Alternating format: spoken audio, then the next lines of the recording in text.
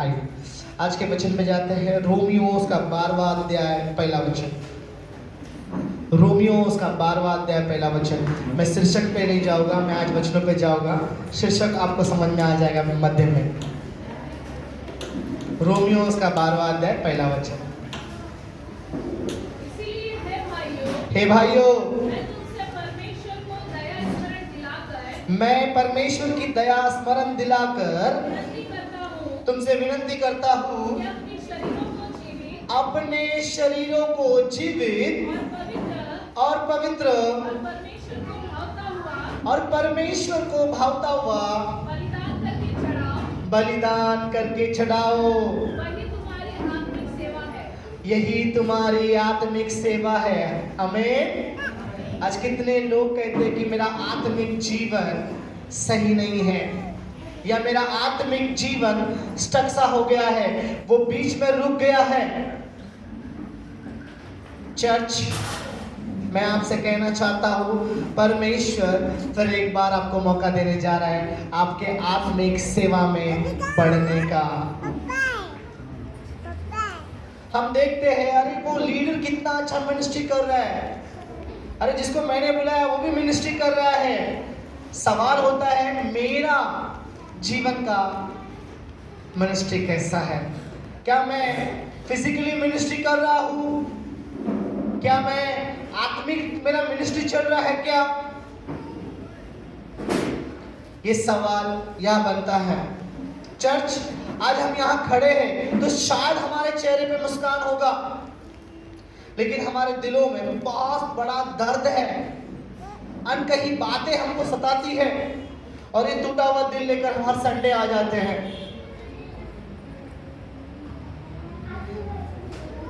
बहुत प्रश्न है, काम को लेकर है, बहुत प्रश्न बीमारी को लेकर है, बहुत प्रश्न आर्थिक गरज को लेकर है, और अपने बच्चों के भविष्य की चिंता भी हमको जो है डुबाई जाती है।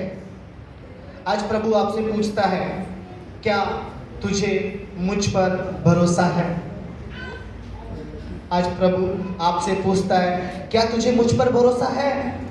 हम अक्सर कहते हैं, हाँ प्रभु हम विश्वास करते हैं, लेकिन जब हालात हमारे हाथों से निकल जाता है तब हमारा दिल दहल सा जाता है, डर सा जाता है। हाँ प्रभु हम भरोसा तो करते हैं, विश्वास तो करते हैं, पर जब हालात हमारे हाथों से निकल जाता है तब दिल जो है दहल सा जाता है और डर सा जाता है। चर्च, परमेश्वर हमारे आंसुओं को देखता है, वो हमारे रातों की तड़प को देखता है, वो हमारे टूटे हुए दिल के धड़कन को भी सुनता है। आज प्रभु आपसे ये नहीं पूछ रहा कि तुम्हारे पास कितना है, वो यहाँ पूछ रहा है, क्या थोड़ा तेरे पास है? क्या वो तू मुझे दे सकता है? थोड़ा भी है तो क्या तू मुझे दे सकता है?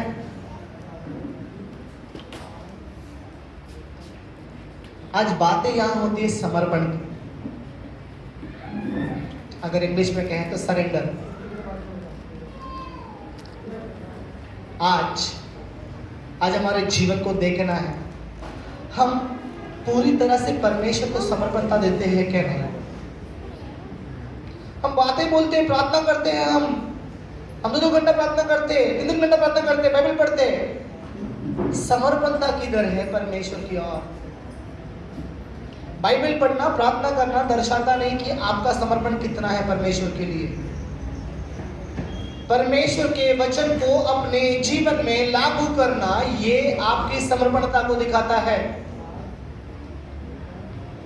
समर्पणता आसान नहीं होती है, समर्पण आंसुओं में होता है,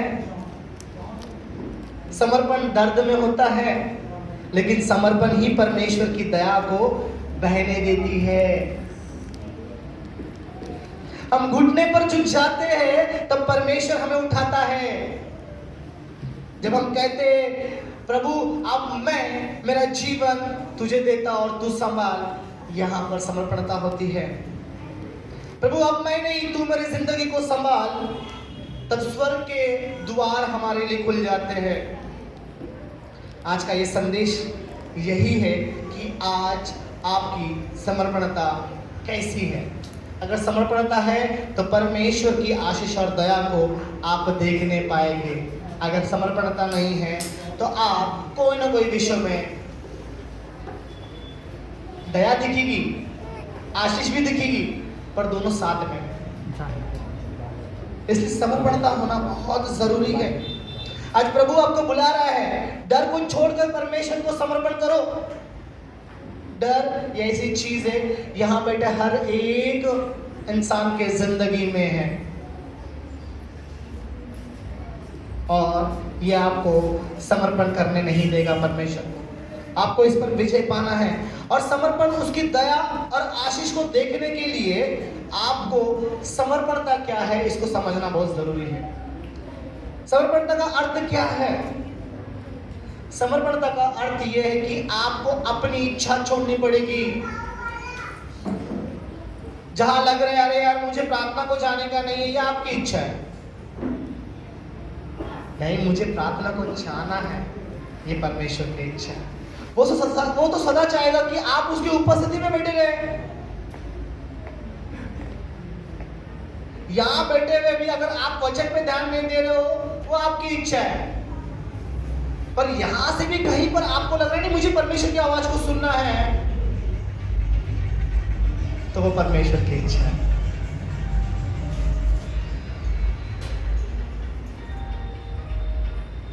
ध्यान में रख लेना, आपको डिफरेंशिएट करना पड़ेगा दोनों चीजों में। शायद सिस्टर मीना का घर बहुत छोटा है उपास प्रार्थना के लिए, और कुछ लोग बाहर बैठे रहते हैं, परंतु वहां पर भी दो इच्छाएं पैदा होती है। किसी को सचमुच परमेश्वर का वचन सुनने के लिए वो आते हैं और बैठते हैं, कोशिश भी करते हैं परमेश्वर के वचन सुने, और परमेश्वर उनको उनकी बातें सुनाता भी है। मुझे नहीं पता, मैं 4 दिन से शायद 4-5 दिनों से बाहर बैठ रहा है ना सिस्टर, क्या ही जगह है अंदर, किधर बैठूं मैं। बल्कि जब दूसरा पास्टर आएगा तो पास्टर के बाजू में दूसरे पास्टर को बैठना पड़ता है, उनको फेलिसिटेट करना पड़ता है। परंतु परमेश्वर बड़ा है। मैं बाहर बैठा हूं और कोशिश ये रहती कि सुनूं, थोड़ा सुन लेते हैं तो इधर से आवाज चिरपिड़ चिरपिड़ चिरपिड़, इधर चालू हो जाएगा तो फिर यहां से आवाज आता है एक यारे। ऐसे सिचुएशन में भी परमेश्वर को बोलता परमेश्वर मुझे सुनना है। मैं 3 दिन से परमेश्वर से मन से बातें कर रहा हूं। कल जब पुष्पा का तो उनका वचन को मैंने पूरा सुना, वो वचन से बोल रहे थे कि भाई मूसा तो फेस टू फेस बात कर रहे थे, परंतु यहोशू जो है पर्दे के पीछे रहकर परमेश्वर से बातें करता था। वो परिस्थिति शायद मेरे लिए भी था। मैं भी परमेश्वर से बातें कर रहा, परमेश्वर मुझे तेरे वचनों को सुनना है। मैं काफी टाइम से बाहर बैठा हूं। मैं ये नहीं बोल रहा कि मेरे जीवन से समर्पणता दिखती है, वहां बैठे हर एक के जीवन से भी समर्पणता दिखने लगेगी जब आप कोशिश करोगे कि परमेश्वर मेरी नहीं तेरी इच्छा पूरी होने में। वहां बैठ के हम लोग सिर्फ गॉसिप करेंगे तो मतलब नहीं। जिस विषय के लिए आए हैं वो विषय को पूरा करके जाने के लिए परमेश्वर की इच्छा को जो है अपने हृदय में डालना। आई डोंट नो, वो बातें बहुत छू गई मुझे जब अक्का ने बोला यीशुआ पर्दे के पीछे परमेश्वर से खुद से बातें करता था। देखो उसका प्रतिफल क्या मिला, असिस्टेंट से सीधा लीडर, जा युद्ध में मैं तुझे जिताऊंगा। उसका समर्पण था, उसको विजय दिलाया। आज मुझे पता नहीं कितने ही लोग ऑनलाइन अटेंड करते हैं, मैं भी चेक करता हूँ, मैंने नाम लिख के रखा है लिस्ट में कौन कौन ऑनलाइन अटेंड करते हैं करके। मैं पूछूंगा मैं कि भाई तुम्हारा उस दिन का विषय क्या था करके, फिर पता पड़ जाएगा समर्पणता की तरह करके। इट्स नॉट अबाउट हमको जज करना है, कुछ कारण रहेगा शायद वो लोग ऑनलाइन अटेंड करते रहेंगे, परंतु क्लियर कट है ऑनलाइन उन्हीं को अटेंड करना है जिसको चलने को नहीं आता है, बेड पे रहता है, ट्रैवल नहीं कर सकता है, लेट हो रहा है ऑफिस से, बाकियों का रीजन शून्य के बराबर है। वो तो कोशिश करेंगे फिजिकली आने का।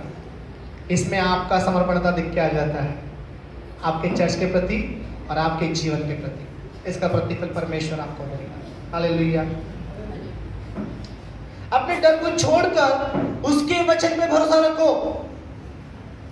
जब लग रहा है आपको डर सताएगा, तब कोशिश करो अपने कंठ में वचन को धारण कर लो। परमेश्वर धार्मिकता का हाथ कभी नहीं छोड़ता, वो मेरा हाथ भी नहीं छोड़ेगा। ये डर तू मुझ पर विजय नहीं पाएगा। जब मेरे साथ परमेश्वर है तो मेरे विरुद्ध में कौन है? तू कुछ ही नहीं है। इस तरह के वचन को जो है आप घोषणा करो। अपने आप आपका जीवन परमेश्वर में सरेंडर हो जाएगा। डर आप पर हावी करने लगेगा, परंतु वो आप पर विजय नहीं पाएगा। नीति वचन उसका 3 अध्याय 5 और 6 वचन कहता है, तू पूरे मन से यहोवा पे भरोसा रख तो वो सब तेरे मार्ग को सीधा करेगा। मार्ग टेढ़े मेढ़े भी क्यों ना हो, वो आपके मार्गों को सीधा करेगा। जब हम आधा नहीं पूरा जीवन देते हैं, तब परमेश्वर उस पर अनुग्रह दिखाता है। जब हम आधा नहीं पूरा जीवन देते हैं, तब परमेश्वर उस पर अनुग्रह को दिखाता है। परमेश्वर अपना पूरा अनुग्रह दिखाता है, आधा नहीं। प्रियो, मैं ना बहुत पहले स्टोरी सुना था। किसी के पास 5 घर होता है।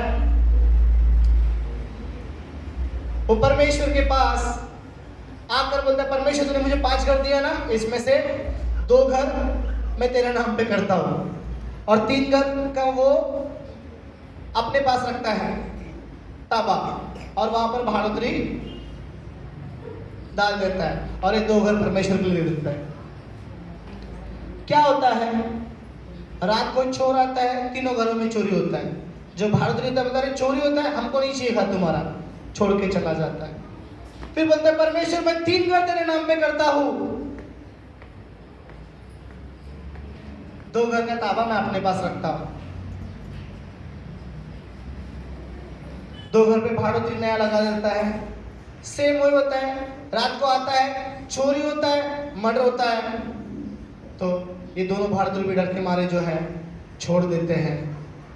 पर ये 3 घर को कुछ नहीं होता है, ना चोरी ना मर्डर ना कुछ भी नहीं। अब बोलते परमेश्वर मैं 4 घर तेरे नाम पे करता हूं, 1 घर का चाबी मैं मेरे पास रख लेता हूं। सेम 1 घर में भाड़ोतरी रखता है और 4 घर को परमेश्वर के नाम पे करता है। क्या होता है? सेम होता है, चोरी हो जाता है। फिर से बोलता है भाई तुम्हारा एरिया बहुत चोरी वाला है, पर ये 4 घर में चोरी नहीं होता है। वो भाड़ोतरी चले जाए। अंततः वो डर कर हार कर, न डर के नहीं, वो हार कर कहते थे परमेश्वर मैं पूरा घर तेरे नाम पे कर देता हूं। तब क्या होता है? वो पूरा घर परमेश्वर के अनुग्रह में आ जाता है। ना चोरी, ना डर, ना बीमारी, ना कोई घटना होता होगा। प्रिय, जब आप पूरा देने लगोगे तो अपनी अनुग्रह परमेश्वर पूरा दिखाएगा। यहां पर ध्यान रखना। समर्पणता परमेश्वर की दया दिखाती है, ध्यान में रख लेना। आप जो भी सरेंडर करोगे उसमें परमेश्वर की दया दिखने लगेगी। जब परमेश्वर हमारी कमजोरी को देखकर हमें ठुकराता नहीं। हमारी कमजोरी क्या है? हमारी कमजोरी बीमारियां है, हमारी कमजोरी आलसीपन है, हमारी कमजोरी शायद आर्थिकता रहेगी, हमारी कमजोरी कुछ बातें हमको रोकती रहेगी, हमारी कमजोरी अनेक है। हमारी कमजोरी से जलन भी होगी। हमारी कमजोरी, इनके घर में सब कुछ होता है, हमारे घर में नहीं, ये भी कमजोरी है।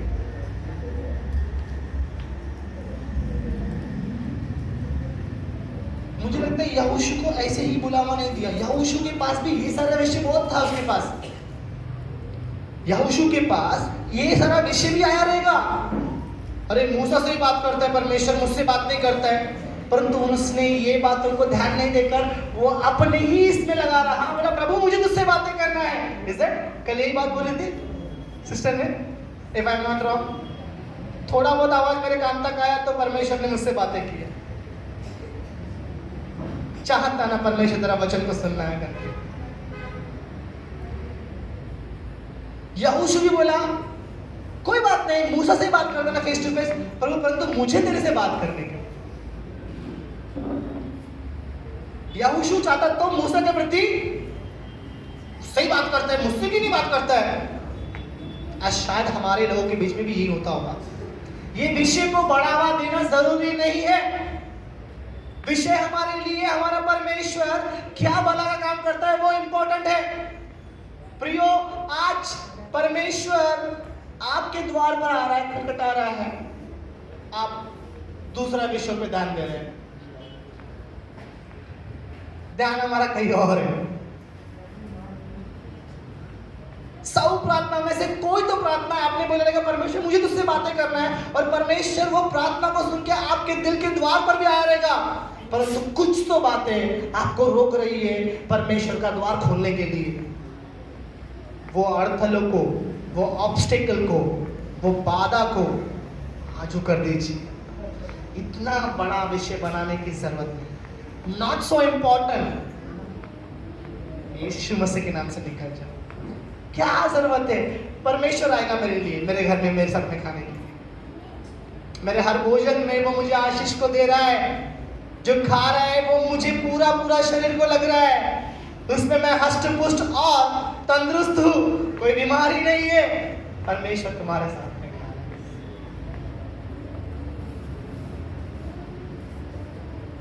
हर वक्त परमेश्वर के लिए अपने आप को समर्पण कर दो।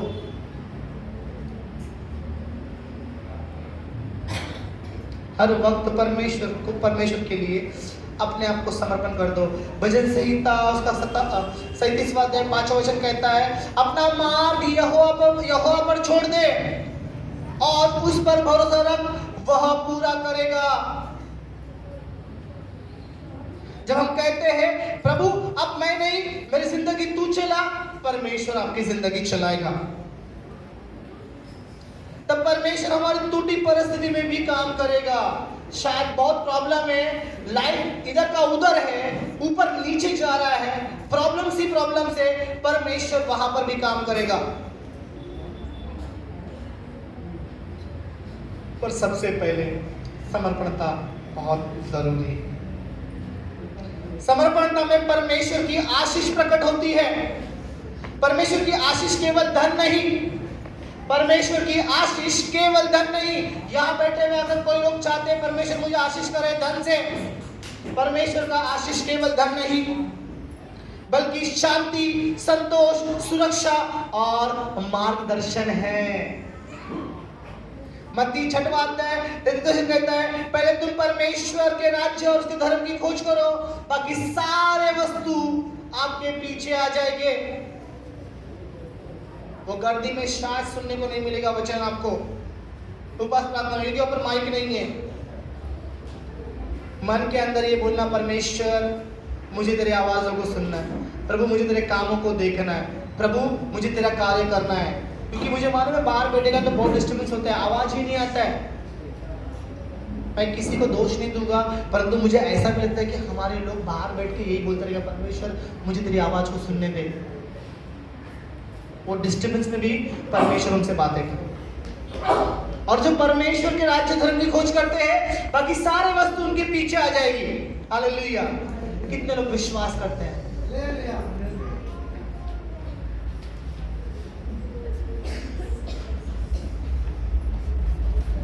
एग्जाम्पल के तौर पे मैं आपके सामने वो विधवा स्त्री का जो है व्याख्या करना चाहूंगा। जब एलिशा ना या एलिया सॉरी मुझे क्षमा करना, एलिया जब उसके घर पर आया, बहुत भूखा था, वो बोलती है तेरे पास कुछ है तो खाना खिला दे। उसके पास डर भी था और खाने के लिए उसके लिए एक प्लेट ही कुछ था, क्या था? आटा था, है ना, और तेल था। देखो उसको चिंता है ये शायद मेरा आखिरी भोजन रहेगा। फिर भी एलिया बोलते पहले तो मुझको बनाकर खिला।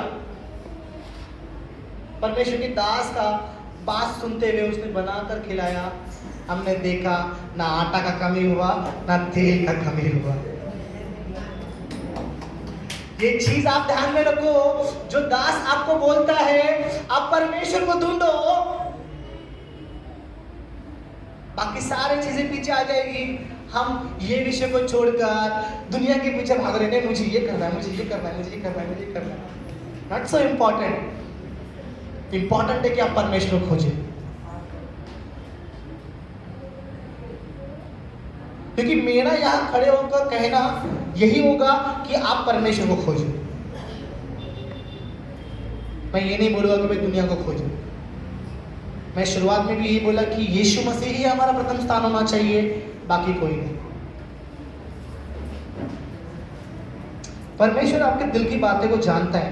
आप चाहते हो ना कि कोई दास परमेश्वर ने मेरे घर पे खाना खाए, परमेश्वर मुझसे बातें करेगा उसके,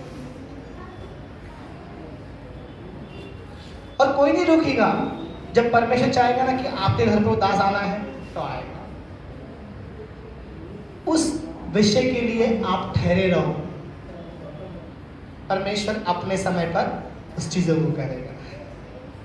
ये वचन कहता है, मैं नहीं कहता। इज दैट आपको रुकना पड़ेगा। You have to wait for your season. और जब परमेश्वर वो सीजन को देगा ना तो कोई आपको रोकेगा नहीं। Nobody will stop. इसलिए परमेश्वर के ये विषय को है ना हल्के में ना ले। मैं क्यों आपसे कह रहा हूं? परमेश्वर समर्पणता चाहता है, परमेश्वर एकता चाहता है, परमेश्वर मेल मिलाप चाहता है, परमेश्वर प्रेम चाहता है, परमेश्वर डिस्टर्बेंस नहीं चाहता, परमेश्वर गुटबाजी नहीं चाहता। हम मसीह में एक हैं, परमेश्वर ही चाहता। कोई आगे जा रहा है, जाने दो, वो उसका समय है, उसका सीजन। परमेश्वर मुझे अपने सीजन पे पड़ा करेगा। Hallelujah. Wait for it season. और जब वो हमारे लिए बारिश को बरसाएगा, वो पहले भी बरसाएगा और आखिरी भी बरसाएगा। ध्यान रख लेना, पहले जमीन को नमी करेगा, नमी कर देगा ताकि अच्छे से जो है व्हाट इज दैट इसको नहीं जोता जाए, ताकि बीज लगाने के लिए, या आई डोंट नो वो क्या होता है फार्मिंग का, बट जो भी है बहुत ही इम्पोर्टेंट चीज़ है वो। क्या आप चाहते हैं परमेश्वर पहले बारिश दे तो रुके, और अब चाहते हैं आखिरी बार भी बारिश दे तो भी रुके। परमेश्वर के लिए कुछ चीज़ मुमकिन नहीं है, सब कुछ मुमकिन है ना। ये बातों को लेकर चले। गरीब विधवा के पास थोड़ा सा आटा, थोड़ा सा तेल और मृत्यु का डर था। एलिया ने कहा पहले मेरे लिए बना। यहाँ आसान नहीं था वो विधवा के लिए, लेकिन उसने विश्वास और समर्पणता से परमेश्वर के दास की बातें मानी। परिणाम क्या हुआ? आटा खत्म नहीं हुआ, तेल घटा नहीं, और परमेश्वर की दया हर दिन बनी रही उसकी जिंदगी में। समर्पण कभी कम आशीष को नहीं लाता, समर्पण हमेशा बड़ी आशीषों को लाता है, परंतु निर्णय हमको करना है। आज हमारे लिए संदेश क्या था? शायद आज कोई कह रहा होगा मेरे पास बहुत कम है, मेरी हालत ठीक नहीं है, मेरा विषय अंधकारमय है, मेरा भविष्य जो है अंधकारमय में है। लेकिन परमेश्वर कहता है जो थोड़ा तेरे पास है मुझे सौंप दे, मैं उसे बहुत कर दूंगा। जो थोड़ा तेरे पास है उसे मुझे सौंप दे, मैं उसे बहुत कर दूंगा। चर्च, कंक्लूजन क्या है? परमेश्वर हमें कहता है समर्पणता में नुकसान नहीं है, परमेश्वर की दया और आशीष छुपी रहती है। जब हम अपने जीवन, परिवार, काम और भविष्य प्रभु को सौंप देते हैं तब असंभव भी संभव बन जाता है। मैं फिर एक बार कहता हूँ, जब हम जीवन, परिवार, काम और भविष्य और हमारे बच्चों को प्रभु पे सौंप देते हैं, जो असंभव बातें हैं इन विषय को लेकर सब संभव हो जाता है। इस विषय को लेकर चले। हर दिन lord let me surrender to you.